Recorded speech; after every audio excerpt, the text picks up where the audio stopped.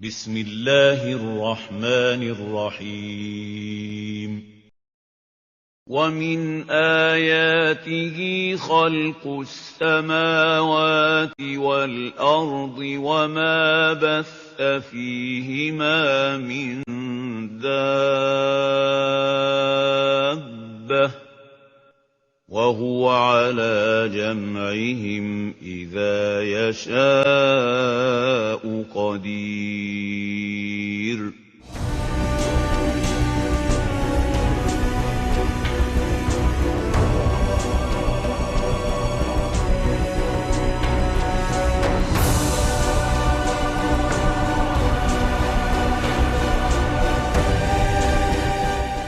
Di antara ayat-ayat tanda-tandanya ialah menciptakan langit dan bumi dan makhluk-makhluk yang melata yang Dia sebarkan pada keduanya. Dan Dia Maha Kuasa mengumpulkan semuanya apabila dikehendakinya.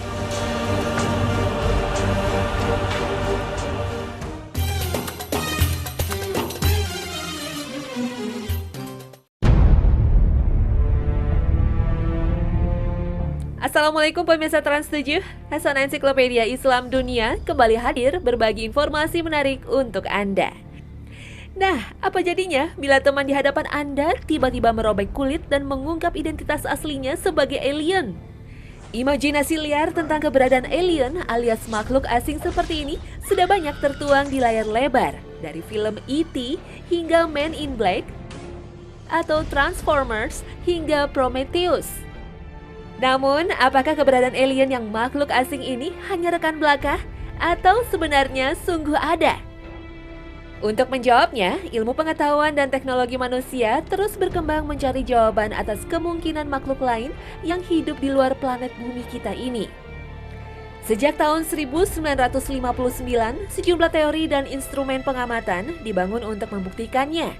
Salah satu pelopor utama pencarian kehidupan cerdas adalah astronom Frank Drake. Dengan persamaan Drake yang dikemukakannya, ia mencoba menghitung jumlah peradaban di seluruh alam semesta. Untuk mendukung teorinya, pada tahun 1960, ia mengamati dua bintang seukuran matahari dengan teleskop radio berdiameter 25 meter di Green Bank, Virginia Barat, Amerika Serikat. Pengamatan selama 4 bulan itu tidak memperoleh sinyal radio apapun yang kemungkinan dipancarkan makhluk cerdas lain. Goffert Scaling dan Alan M. McRobert dalam The Chance of Finding Alien di majalah Sky and Telescope bulan Desember 1998 menyebut kegagalan pencarian makhluk luar angkasa selama hampir setengah abad saat itu dinilai kelompok pesimis bukan karena kesalahan teori, tetapi karena hasil pengamatan memang tidak menunjukkan adanya kehidupan cerdas lain. Jika kehidupan cerdas itu memang ada dalam usia alam semesta yang lebih 13 miliar tahun ini, seharusnya gelombang yang dipancarkan mereka sudah sampai ke bumi. Kelompok yang optimis menilai tidak diperolehnya informasi kehidupan cerdas lain karena karakter mereka yang memang tidak ingin menunjukkan diri atau mereka tidak tertarik dengan kehidupan bumi. Bisa juga karena teknologi mereka lebih rendah dibandingkan dengan teknologi manusia di bumi. Kegagalan itu tak mematahkan semangat.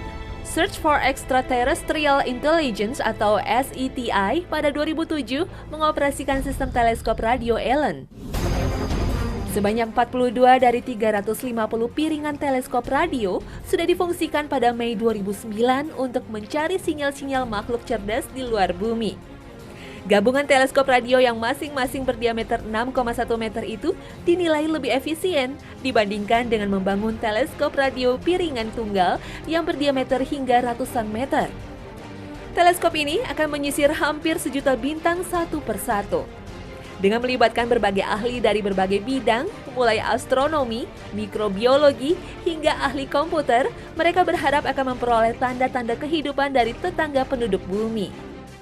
Usaha lainnya dalam menemukan kehidupan di luar angkasa mengarah kepada planet-planet di luar tata surya atau exoplanet.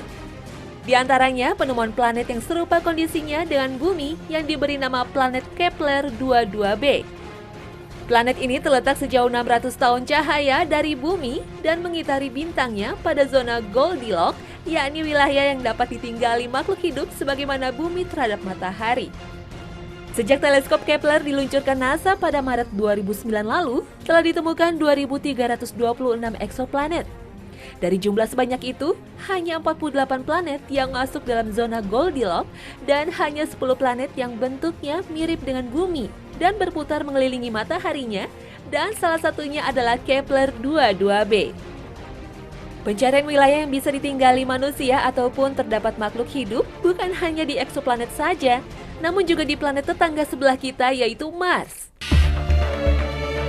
Para ilmuwan ruang angkasa seluruh dunia telah lama memendam rasa ingin tahu tentang misteri planet Mars.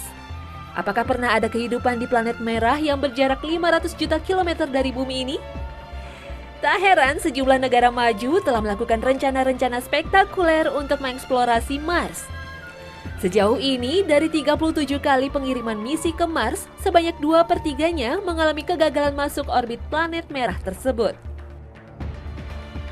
Sementara yang sukses menjelajah permukaan planet Mars saat ini adalah Curiosity, wahana penjelajah yang mulus mendarat pada tanggal 6 Agustus 2012.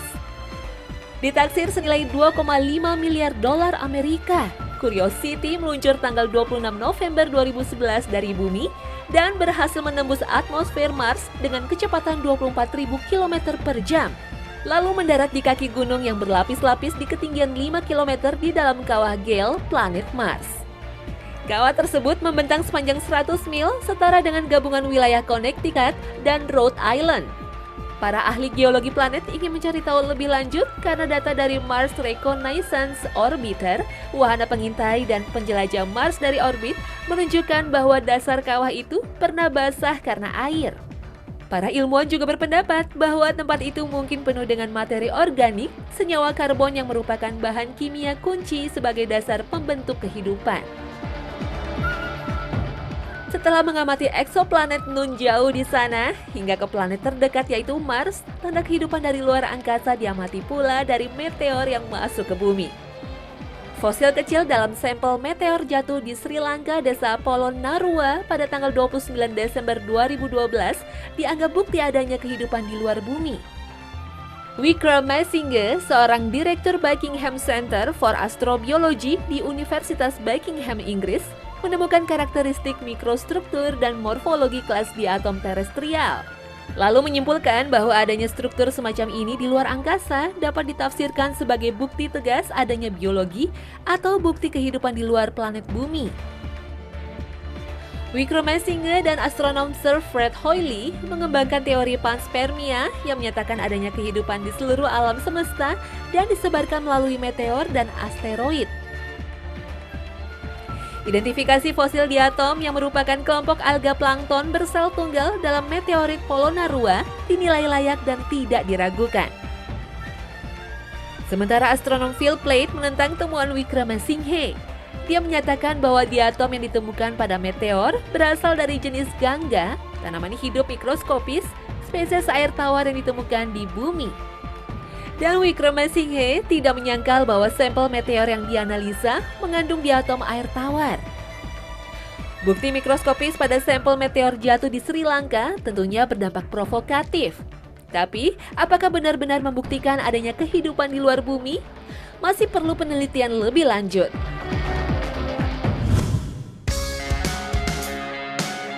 Sementara para ilmuwan sibuk mencari bukti dan fakta adanya kehidupan lain dari luar angkasa, di planet bumi sendiri berseliweran fenomenal ganjil yang sering dikaitkan dengan aliensi makhluk asing. Objek terbang yang tak dikenali atau Unidentified Flying Object disingkat UFO seringkali muncul di berbagai wilayah di dunia. Istilah UFO mulai populer di dunia saat Kapten Edward J. Ruppelt mengenalkannya di tahun 1952 dalam catatan proyek birunya yang berjudul The Report on Unidentified Flying Object. Meskipun ada laporan, foto, dan video yang menunjukkan keberadaan UFO dan alien, hingga kini tidak ada bukti ilmiah apapun yang bisa menjelaskan fenomena itu. Karena itu, kajian tentang ufologi dikelompokkan sebagai pseudoscience atau ilmu semu yang belum bisa dibuktikan dengan metode ilmiah dan tidak terukur. Satu peristiwa yang terkenal berkaitan UFO, namun syarat teori konspirasi adalah laporan jatuhnya UFO di Roswell, New Mexico pada tanggal 4 Juli 1947. Insiden Roswell ini ditemukan sebuah serpihan yang dianggap sebagai serpihan kapal ruang angkasa setelah badai menerjang. Konon di dalamnya terdapat 4 alien. Angkatan Udara AS kemudian mengotopsi keempat tubuh alien tersebut dan mengumpulkan serpihan-serpihan UFO yang meledak tanpa meninggalkan bekas. Peristiwa tersebut ditutup-tutupi dan pemerintah AS mengatakan bahwa balon percobaan AS yang bernama Skyhook meledak. Pemerintah AS juga mengatakan mereka tidak memiliki serpihan UFO dan mayat alien. Pernyataan tersebut tidak membuat masyarakat umum percaya begitu saja, sehingga lahirlah teori konspirasi tentang insiden Roswell ini. Selain penampakan UFO, kemunculan pola-pola lingkaran geometris di ladang pertanian atau crop circle selalu dikaitkan dengan kehadiran alien di tempat itu. Dugaan tersebut didasarkan keyakinan bahwa manusia tak mampu membuat pola serumit itu dalam waktu singkat dengan hasil nyaris sempurna. Crop circle pernah terjadi di berbagai belahan dunia. Crop circle merujuk pada pola geometris berukuran sangat besar yang terbentuk dari tumbuh-tumbuhan yang merebah. Banyak fenomena pola geometris crop circle terjadi di Inggris dan kemunculannya terjadi di dekat monumen kuno seperti Stonehenge. Pada Mei tahun 2010, suatu formasi terbentuk di Salisbury, Inggris. Formasi ini terlihat di kawasan situs prasejarah Old Sarum yang menjadi tempat ditemukannya bukti kehidupan manusia dari tahun 3000 sebelum Masehi. Crop circle di Inggris seringkali ditemukan mulai April setiap tahunnya. Jumlahnya memuncak pada Juli dan Agustus. Pada 2009 di Oxfordshire terlihat pola berbentuk ubur-ubur. Pola unik ubur-ubur ini adalah yang pertama di dunia. Crop circle juga ditemukan di Italia hingga Brazil. Sementara crop circle di Sleman, Yogyakarta diklaim sebagai crop circle pertama di Indonesia. Selain disebabkan oleh sesuatu yang belum dikonfirmasi seperti UFO, crop circle disebabkan oleh gerakan liar hewan atau manusia sebagai karya seni. Seperti sebuah crop circle berbentuk manusia bersayap kupu-kupu ditemukan di selatan Belanda dekat kota Goes pada bulan Agustus 2009. Ini adalah crop circle terbesar di dunia yang pernah ditemui dengan ukuran 530 x 450 meter. Sekelompok orang dari Project Atlas membentuk crop formasi ini sebagai simbol keindahan sekaligus kerapuhan manusia. Sementara fenomena crop circle yang terbentuk di dalam air merupakan hal yang baru seperti yang ditemukan di Laut Amami, Ashima, selatan Jepang. Seorang fotografer Jepang Yoji Okata mendokumentasikannya. Namun hal ini segera diketahui penyebabnya. Lingkaran terpola itu diciptakan oleh seekor ikan gembung atau pufferfish dengan menggunakan siripnya. Sang ikan membutuhkan waktu beberapa hari untuk menyelesaikan karya tersebut. Tujuan pembuatan karya ini rupanya untuk memikat ikan gembung betina. Semakin tinggi dan rumit pola gundukan lingkaran itu, betina semakin tertarik. Setelah itu, mereka berkembang biak. Crop circle itu jadi tempat bersarangnya telur-telur mereka.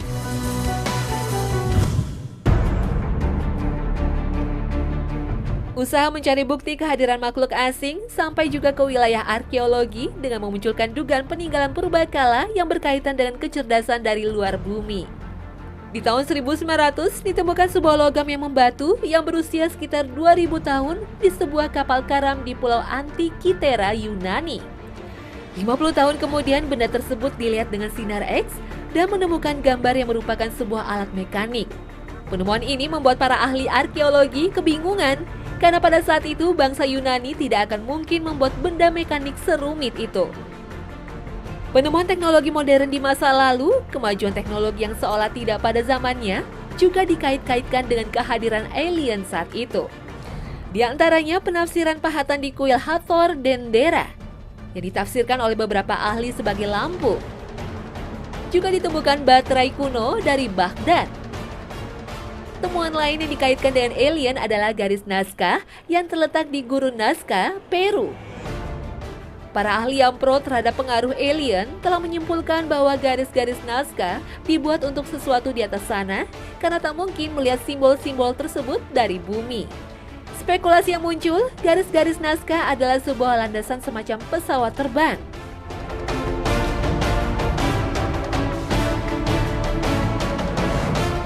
Dalam naskah India kuno yang berumur 5.000 tahun, terdapat sebuah deskripsi yang menakjubkan tentang mesin terbang.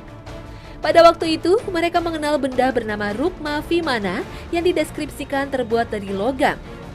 Berapa ukurannya dan bagaimana cara kerjanya? Bahkan dalam naskah tersebut diceritakan bagaimana peperangan dengan mesin-mesin terbang yang menghancurkan seluruh kota.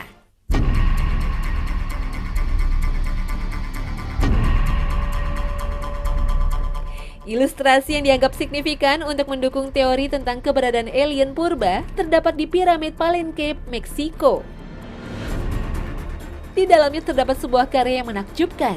Bangsa Maya memahat seseorang yang duduk di dalam ruang kontrol semacam kapsul sedang mengoperasikan pesawat antariksa. Orang yang ada di dalam kabin tersebut adalah King Pakal yang dianggap sebagai dewa dan merupakan makhluk raksasa dengan tinggi sekitar 7 kaki.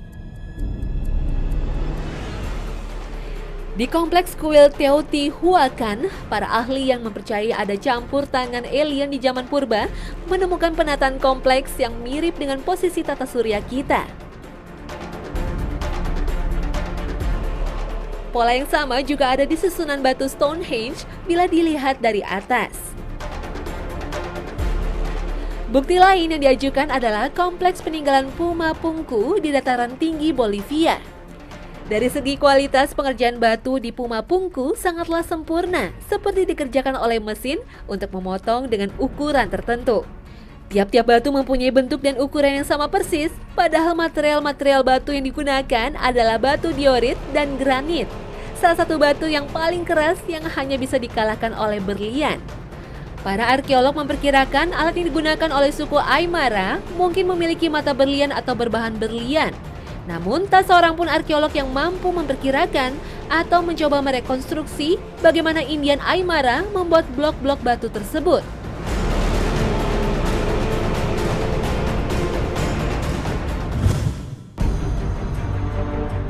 Sebenarnya, keberadaan planet-planet yang memungkinkan adanya kehidupan secara eksplisit bisa juga kita peroleh di dalam ayat Al-Quran, Surat At-Talaq ayat 12.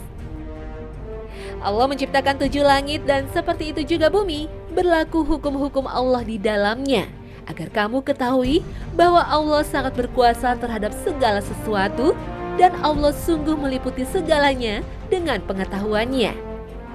Jika kata langit dan bumi disebut dengan bilangan 7 yang berarti banyak atau lebih dari 1, maka tentu yang dimaksud dalam ayat ini adalah kemajemukan gugusan galaksi yang terdiri dari jutaan bintang dan planet-planet yang ada, sebagaimana yang kita ketahui dari ilmu astronomi modern. Oleh karenanya, secara tidak langsung, Al-Quran menyatakan kepada kita bahwa bumi yang kita diami ini bukanlah satu-satunya bumi yang ada di jagat raya. Namun dari sekian banyak planet yang Allah Subhanahu wa Ta'ala ciptakan, hanyalah bumi yang Allah berikan kepada manusia sebagai tempat hidup dan beribadah kepadanya. Dan Allah menjadikan manusia sebagai khalifah yang bertanggung jawab mengurus, menjaga bumi dan seisinya. Seperti yang tertuang dalam Al-Baqarah ayat 30. Dan ingatlah, tatkala Tuhanmu berkata kepada para malaikat, sesungguhnya aku akan menjadikan seorang khalifah di muka bumi. Mereka berkata, mengapa engkau hendak menjadikan khalifah di bumi itu orang yang akan membuat kerusakan padanya dan menumpahkan darah? Padahal kami senantiasa bertasbih dengan memuji engkau dan mensucikan engkau. Tuhan berfirman, sesungguhnya aku mengetahui apa yang tidak kamu ketahui. Kini pengetahuan manusia sudah sampai pada bukti bahwa bumi yang ditinggalinya berada di satu galaksi saja, di antara jutaan galaksi di alam semesta. Posisi bumi hanya di salah satu sisi galaksi di tepi alam semesta yang terus meluas dengan kecepatan tinggi, di mana jarak satu titik dengan titik galaksi lainnya saling menjauh, seperti titik-titik permukaan balon yang ditiup mengembang. Ini sesuai dengan firman Allah Subhanahu wa Ta'ala dalam Al-Quran Surat Al-Zariyat ayat 47. Dan langit itu kami bangun dengan kekuasaan kami, dan kami benar-benar meluaskannya. Nah, kalaupun ada makhluk hidup di sisi alam semesta lainnya, jaraknya semakin jauh. Untuk bisa menembusnya, diperlukan pengetahuan dan teknologi yang harus sangat maju. Dan semuanya hanya akan terjadi atas kekuasaan Allah semata. Dalam surat Al-Rahman ayat 33, Allah SWT berfirman, "Hai golongan jin dan manusia, jika kamu sanggup menembus melintas penjuru langit dan bumi, maka tembuslah. Kamu tidak akan mampu menembusnya kecuali dengan kekuatan dari Allah." Keberadaan makhluk hidup di luar planet bumi memang tidak diceritakan secara jelas. Namun Al-Quran menggambarkan kekuasaan Allah SWT di semua alam semesta, melingkupi seluruh makhluk hidup yang ada dan tersebar di semua penjuru galaksi. Coba perhatikan dua ayat ini. Dalam surat Asy-Syura ayat 29, Allah SWT berfirman, وَمِنْ آيَاتِهِ خَلْقُ السَّمَاوَاتِ وَالْأَرْضِ وَمَا بَثَّ فِيهِمَا مِنْ دَابَّةٍ وَهُوَ عَلَى جَمْعِهِمْ إِذَا يَشَاءُ قَدِيرٌ. Dan surat An-Nur ayat 45. وَاللَّهُ خَلَقَ كُلَّ دَابَّةٍ مِّن مَّاءٍ فَمِنْهُم مَّن يَمْشِي عَلَى بَطْنِهِ وَمِنْهُم مَّن يَمْشِي عَلَى رِجْلَيْنِ وَمِنْهُم مَّن يَمْشِي عَلَى أَرْبَعٍ ۚ يَخْلُقُ اللَّهُ مَا يَشَاءُ ۚ إِنَّ اللَّهَ عَلَى كُلِّ شَيْءٍ قَدِيرٌ. Melalui surat Asy-Syura ayat 29, kita memperoleh gambaran dari Al-Quran bahwa Allah telah menyebarkan dabah di semua langit dan bumi yang telah diciptakannya. Pengertian dari istilah dabah ini sendiri bisa kita lihat pada surah An-Nur ayat 45, yaitu makhluk hidup yang memiliki cara berjalan berbeda-beda. Ada yang merayap seperti hewan melata, ada yang berjalan dengan dua kaki sebagaimana halnya dengan manusia, dan ada pula yang berjalan dengan 4 kaki. Dalam bahasa Arab, dabah memiliki makna makhluk hidup yang memiliki jasad kasar, baik jantan maupun betina, baik berakal maupun tidak berakal. Sehingga makhluk hidup seperti manusia, alien, hewan maupun tumbuh-tumbuhan dapat digolongkan sebagai dabah. Sedangkan makhluk halus seperti jin dan setan bukan termasuk dabah.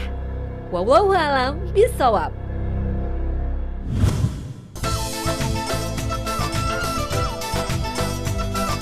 Nah pemirsa setia Hasanah, berakhir sudah kebersamaan kita pagi ini. Informasi kami semoga menjadi brainstorming, pemicu semangat Anda untuk mendalami luasnya samudera pengetahuan yang telah Allah berikan. Semoga bermanfaat. Wassalamualaikum warahmatullahi wabarakatuh.